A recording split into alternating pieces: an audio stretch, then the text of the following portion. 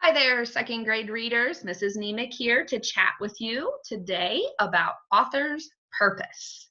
So today we're going to talk about the reasons why an author writes a text, and we're also going to talk about how we can use evidence from the text to figure out their purpose. So I'm hoping this video is going to help you out while you're completing some of those activities in your packet this week. So hopefully you join me for our first video on author's purpose. So I want you to think back to that video and see if you can remember the three main reasons we talked about that an author writes. Give you a hint. Remember those letters P, I, and E. So hopefully you remember that an author writes for one of these three reasons. They might write to persuade, inform, or entertain. So let's take a peek at what each of those purposes looks like. So if the author's purpose is to persuade, the author that I'm reading is really just trying to convince me to do something or believe something. If an author's purpose is to inform, they are just trying to give me facts and information. They really want to teach me about a subject. And last but not least, if the author's purpose is to entertain, they're trying to do just that. They're writing a book for entertainment. So on the next few slides, I have some short passages that I'm going to share with you, and we're going to work together to figure out the author's purpose. So taking a peek at our first passage, it actually looks like a letter. So we're going to read a letter, and we're going to figure out the purpose for this letter. And we're also going to dig a little bit deeper and use some sentences from this letter to show that we know the author's purpose. So let's take a peek at this letter.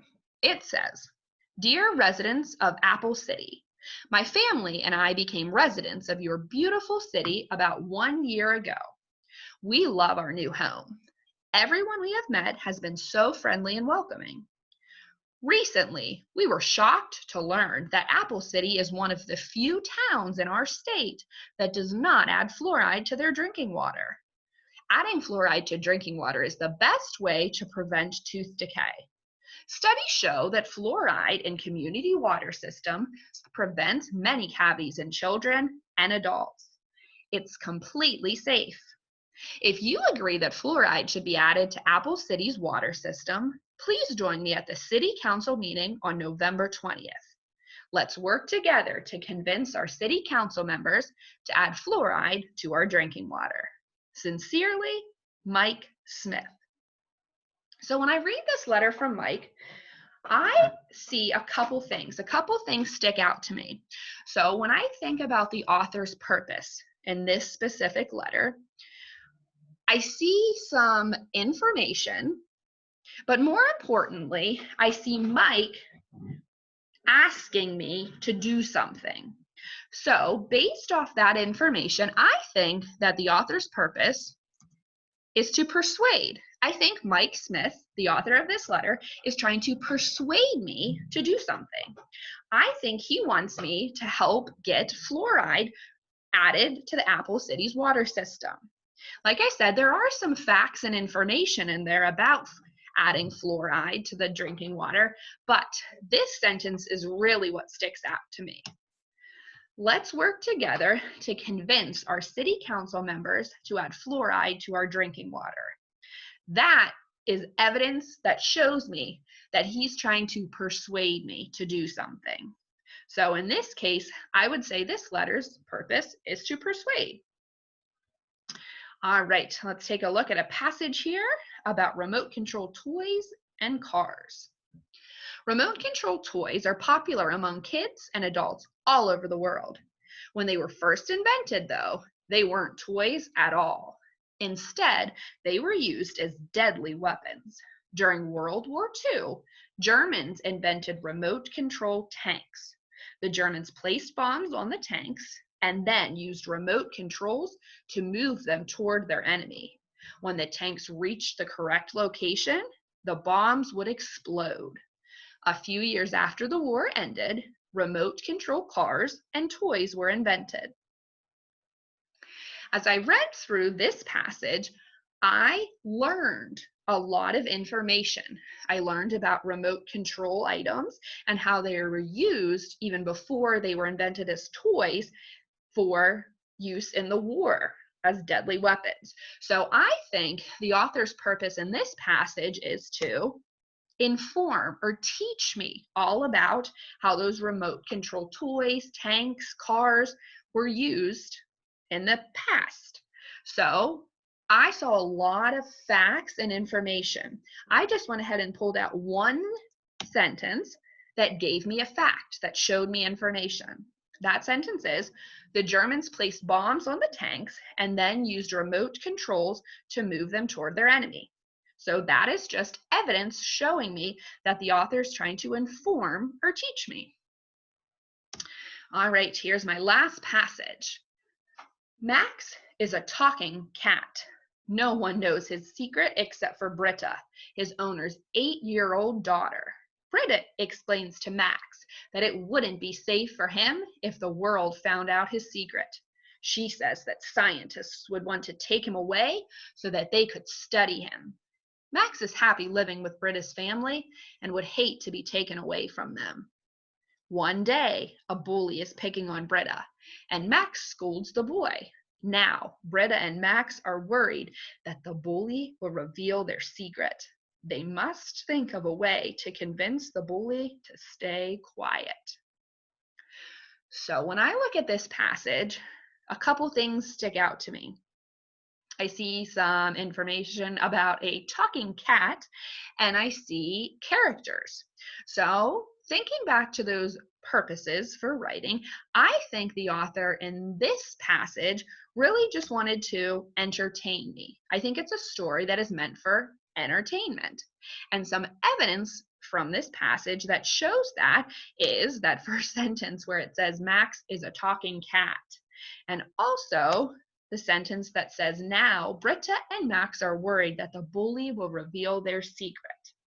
So those two things, talking about make-believe and also talking about characters and problem and solution, we know those go along with stories, and stories or fiction books are meant for entertainment. So the author's purpose in this case is just to entertain us. All right, nice work so far.